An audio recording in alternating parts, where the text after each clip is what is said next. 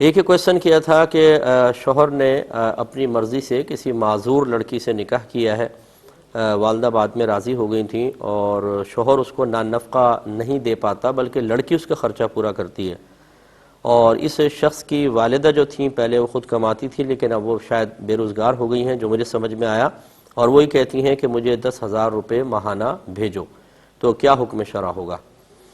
دیکھیں مسئلہ یہ ہے کہ لڑکی پر شوہر کا نان نفقہ واجب نہیں بلکہ شوہر پر واجب ہے کہ وہ بیوی کو نان نفقہ دے، اور اگر کسی وجہ سے وہ نان نفقے کی ادائیگی پر قدرت نہ رکھتا ہو تو پھر لڑکی اس پر خرچ کر سکتی ہے،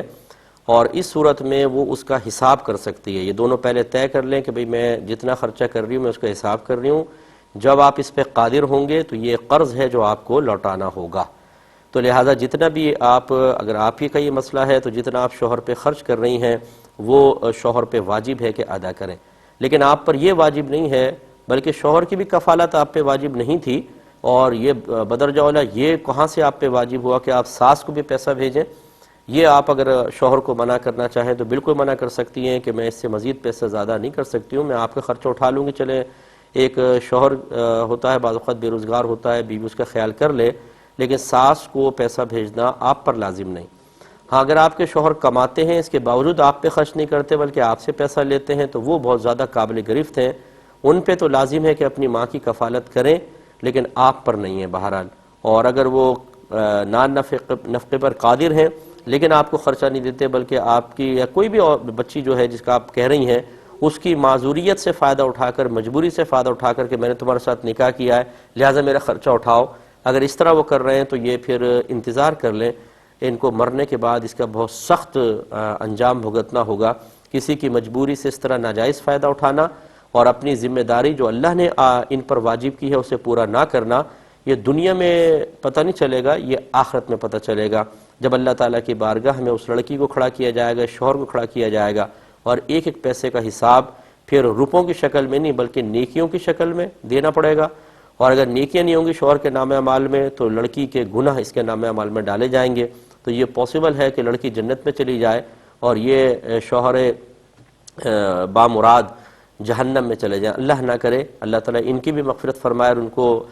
ہدایت عطا فرمائے، لیکن ایسے تمام وہ شوہر جو ہماری بات سن رہے ہوں جن کو شادی کرنے کا بڑا شوق ہے لیکن پھر نان نفقہ نہیں دیتے، وہ شدید گناہ گار ہو رہے ہیں۔ نان نفقہ دینا واجب ضرور ہے اور واجب کا ترک گناہ صغیرہ ہوتا ہے، لیکن جب اس کی عادت بنا لے اور بار بار گناہ صغیرہ کریں تو وہ گناہ کبیرہ بن جاتا ہے، اور گناہ کبیرہ کے بارے میں علماء فرماتے ہیں کہ جو اعلانیہ طور پر بے دردی کے ساتھ، بے مروتی کے ساتھ اور جرأت مندی کے ساتھ گناہ کبیرہ کرے گا تو یہ ہو سکتا ہے اس کی روحانی کمزوری اتنی زیادہ بڑھ جائے کہ شیطان کسی بھی لمحے اس کے ایمان کو سلب کر لے، تو کفر تک بھی پہنچ سکتا ہے انسان، اس لیے عورتوں پہ ظلم نہ کریں، انہیں مکمل طور پہ نان نفقہ دیں اور اس کے شرعی مسائل سیکھیں۔ مطلب شادی کرنے کا ہمیں بڑا شوق ہوتا ہے، میں اکثر یہ عرض کرتا ہوں کہ لڑکا اور لڑکی دونوں پہ فرض ہے کہ وہ حقوق زوجین کے مسائل سیکھیں کہ بیوی کا کتنا حق ہے اور شوہر کا کتنا ہے۔ یہاں تو صورتحال یہ ہے کہ شوہروں سے معلوم کر لیں کہ نان نفقہ کہتے کس کو، اس کو بتائیں، یہ تک نہیں پتہ ہوتا کہ نان نفقے کا اطلاق کن کن چیزوں پر ہوتا ہے اور کتنی مقدار میں ہوتا ہے، کچھ پتہ نہیں ہے، بس شادی کر لی پھر دیکھی جائے گی، اللہ مالک ہے، بس جیسے سب کر رہے ہیں ہم بھی کر لیں گے۔ تو یہ شادی ہمارے ہاں خالی اپنے نفس کی تسکین کا ذریعہ نہیں ہے بلکہ یہ بھی ایک شرعی حکم پر عمل پیرا ہونے کی صورت ہے، اور جیسے دیگر شرعی احکام میں اللہ تبارک و تعالی نے ابتلا اور آزمائش رکھی ہے تاکہ اس آزمائش پہ پورا اتر کے اللہ کی رضا کو حاصل کیا جائے، ایسے ہی نکاح کے معاملے میں بھی بہت سی چیزیں بطور آزمائش سامنے آتی ہیں جن کو جاننا، پھر اللہ کے تقاضے کے مطابق، شریعت کے تقاضے کے مطابق عمل کرنا، اس کے بعد اس کے ذریعے اللہ تعالیٰ کی رضا حاصل کرنے کی ضرورت ہوتی ہے۔ اس لیے بہرحال وہ شوہر شدید گناہ گار ہے، اگر وہ نان نفقے کی ادائیگی پر قدرت رکھتے ہیں تو بیوی سے لے نہیں بلکہ بیوی کو سعادت مندی سمجھ کر دیں کہ یہ آپ پر واجب ہے، بیوی پر نہیں۔ ایک ہی کہتے ہیں کہ بعض اوقات اس طرح پوسٹ چلائی جاتی ہے کہ کوئی جائے نماز کی پکچر دکھائی جاتی ہے جس پہ کہیں اللہ کا نام ابھر آیا ہے یا نبی کریم صلی اللہ علیہ وسلم کا نام، تو اس میں کہا جاتا ہے جی ایسے کسی بھی جائے نماز کو استعمال نہ کریں، تو ایسی پوسٹس کو شیئر کرنا کیسا ہے اور ایسے جائے نماز وغیرہ کا استعمال کرنا کیسا ہے، جبکہ انہوں نے مزید وضاحت کی کہ ایک زاویے سے دیکھیں تو لگتا ہے، دوسرے زاویے سے دیکھیں تو نہیں لگتا۔ دیکھیں اس طرح کی کسی چیز کا ادب اور احترام کرنے کا شریعت نے ہمیں حکم نہیں دیا ہے، کیونکہ آپ غور کیجئے گا، آپ کسی بھی جگہ نگاہ جمائیں ایک شکل بن جائے گی، دو آنکھیں، ناک، منہ، پھر دوسری طرف نظر جمائیں گے ایسی صورت بن جائے گی۔ اسی طریقے سے یہ ناموں کے مسائل ہوتے ہیں کہ وہاں پہ یقینی سی بات ہے فی نفسی ہی ان طرح کے ناموں کو لکھنا یا ان کی صورت بنانا مقصود نہیں ہوتا۔ یہ بسا اوقات کارپیٹ وغیرہ کے ڈیزائن ایسے ہوتے ہیں کہ ہمیں وہ چیز نظر آتی ہے، تو ایک چیز کا نظر آنا اور ایک چیز کا ویسے قصداً باقاعدہ اس کا لکھنا یا موجود ہونا یہ الگ الگ چیزیں ہیں۔ اگر اس طرح ہم ہر چیز کا ادب اور احترام کا حکم دیں تو لوگوں کی زندگی بہت سخت آزمائش میں پڑ سکتی ہے، کیونکہ کہیں نہ کہیں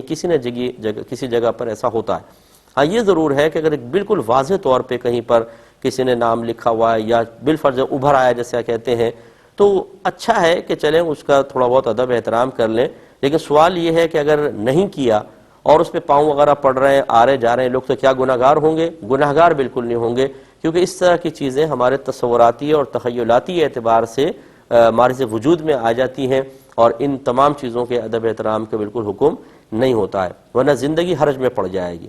اور بات وہی ہے کہ یہ فتویٰ ایک الگ چیز ہوتی ہے، تقوی ایک الگ چیز ہے۔ اگر کوئی کہتا ہے کہ میں اس سے بچوں گا تو ٹھیک ہے، آپ بچیں، ہر جگہ بچیں، آپ بہت اچھی بات ہے۔ پھر میں آپ کو تقوی کی بہت ساری چیزیں اور بتا دیتا ہوں، اگر آپ کہیں ایسے افراد مجھے کال کر لیجئے گا، ٹائم کم ہے، میں 50 آپ کو تقوی کی چیزیں بتاتا ہوں، اور پھر آپ اپنی زندگی نارمل انداز سے گزار کر دیکھیں۔ تو بعض اوقات ہم کسی ایک چیز میں اظہار تقوی کر رہے ہوتے ہیں اور 50 چیزوں کے اندر اس تقوی کا خود خون کر رہے ہوتے ہیں۔ تو جو شرعی حکم ہے وہ میں نے آپ کو بتایا، اور یہ دور تقوی کا نہیں ہے، یہ فتوے کا دور ہے۔ یعنی ہم لوگوں کو تقوی نہیں بتائیں گے، فتویٰ بتائیں گے۔ اپنی ذات کے لیے اگر آپ تقوی اختیار کرنا چاہیں تو آپ کی مرضی ہے، لیکن ہمارے آقا نعمت امام علیہ سنت نے فرمایا کہ اس تقوی کو دوسروں پہ مسلط نہ کریں، اپنی ذات تک محدود رکھیں۔ امید ہے کہ آپ بات سمجھ گئے ہوں گے۔